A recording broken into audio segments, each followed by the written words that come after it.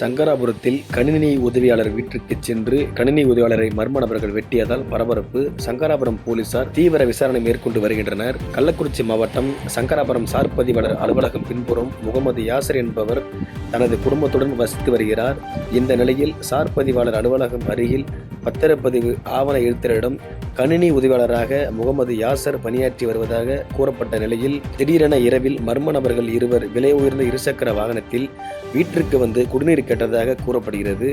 இதனைத் தொடர்ந்து குடிநீரை வாங்கி குடித்துவிட்டு சிறிது நேரம் அங்குமிங்கும் நோட்டமிட்டு தனியாக வெளியே வந்த முகமது யாசரை மர்ம நபர்கள் தலையில் பயங்கர ஆயுதங்களை கொண்டு வெட்டியுள்ளனர். மர்ம நபர் வெட்டியதை கண்ட குடும்பத்தினர் கூச்சலிட்ட போது இருசக்கர வாகனத்தில் மர்ம நபர்கள் தப்பிச் சென்றனர்.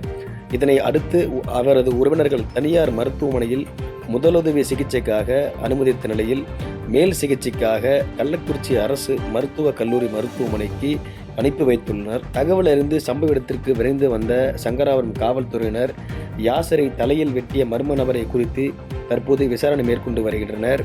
மேலும் குடிக்க தண்ணீரை கேட்பது போல் அங்குமிங்கும் நோட்டமிட்டு யாசர் என்ற நபரை தலையில் வெட்டிய சம்பவம் அப்பகுதி மக்களிடையே பெரும் அச்சத்தையும் பயத்தையும் ஏற்படுத்தியுள்ளது என்பது குறிப்பிடத்தக்கது.